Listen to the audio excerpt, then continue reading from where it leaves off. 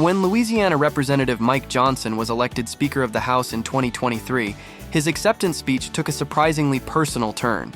I want to thank my dedicated wife of almost 25 years, Kelly. She's not here. We couldn't get a flight in time. This happened sort of suddenly. Then he followed it up with a line that definitely stood out. She spent the last couple of weeks on her knees in prayer to the Lord, and she's a little worn out. We all are. Yes, that's exactly how he put it. Mike and Kelly have been married for over 2 decades. They first met when Mike was a law student at LSU, and just 3 weeks in, he told her he loved her. Bold move, right? But clearly, it worked out. In a birthday post for Kelly, Mike reflected on that early spark turning into what he called a deep, soulful appreciation.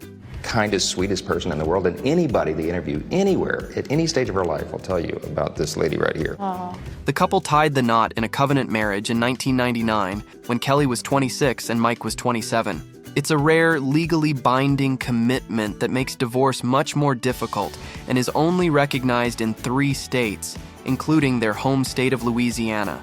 Kelly once explained why they chose that path, saying it gave her peace and security, especially after past relationships. Mike was willing to make that kind of lifetime commitment to me, just gave me such stability, and I just knew that it was the right thing to do. For Mike, it stemmed from his own childhood experience. His parents' divorce left a mark. In his words, "I'm a big proponent of marriage and fidelity. I've seen firsthand the devastation divorce can cause." Mike and Kelly both viewed the covenant marriage as a sign they were in it for life. He is one of the most loving, kind, genuine people I've ever known. Together, they have 4 biological kids, 2 daughters, Hannah and Abigail, and 2 sons, Jack and Will. Hannah graduated from LSU in 2022 and is now in law school, while Abigail is planning to follow in her footsteps. "Kelly and I are so proud of our kids," Johnson wrote in a June 2023 Facebook post. "They each make a lot of sacrifices for us to do this job, but they never complain. They just keep smiling, working hard, and by God's grace, thriving in all they do." There's also Michael, the son Mike and Kelly took in when he was 14. You won't usually see him mentioned in official bios or family photos, which caught people's attention when Mike became speaker, especially since Michael had been talked about before, mostly when Mike spoke about race.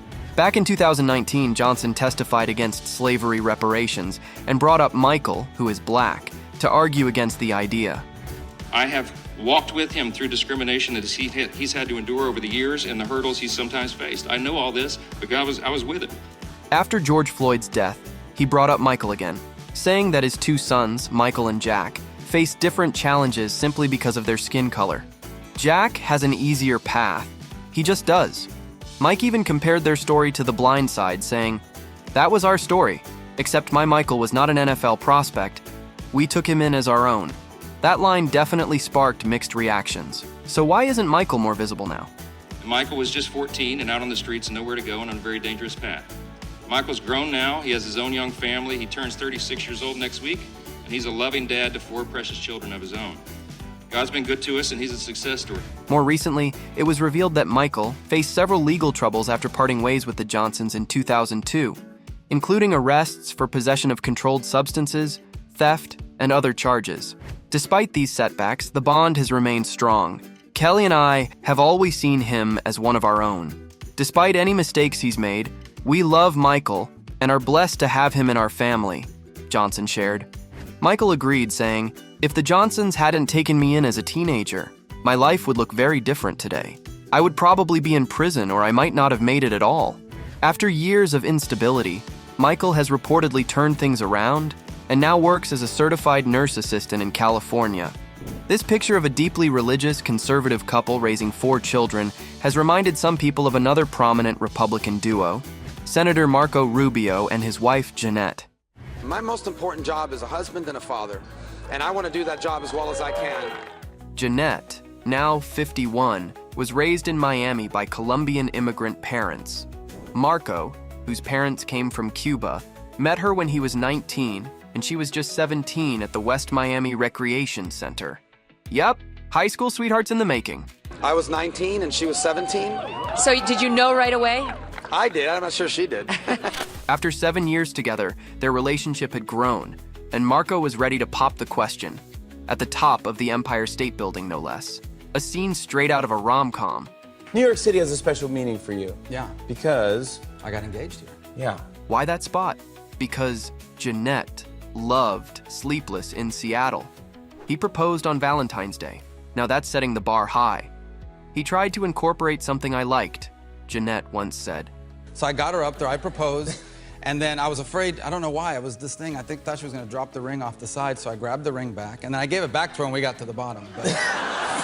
Janette and Marco tied the knot in 1998 in Coral Gables, Florida, and have been building their life together ever since. Now, Janette isn't your typical political spouse. Sure, she used to be a cheerleader for the Miami Dolphins, but let's not stereotype. That chapter only lasted a year, and it wasn't her dream job. She wasn't that cheerleader type, said Janette's former teammate. She was more introverted than 95% of the team. And while Marco's political career kept accelerating, from local office to the state legislature to the Senate, Janette made it clear she wasn't chasing the spotlight. She preferred a life of stability and faith, focused on raising their 4 kids: Amanda, Daniela, Anthony, and Dominic. It's amazing because I see so much of Marco in all of my kids. Daniela's passion, Amanda's very deep, loves to read books, and Anthony is the same way, and Dominic is just very charismatic, and I see so much of them in Marco. Let's talk about that balancing act. Janette has always tried to protect family time. When Marco was serving in the Florida legislature, she would regularly travel up to Tallahassee with their kids. Friends saw it as her way of keeping family front and center in a world of late-night political deal-making.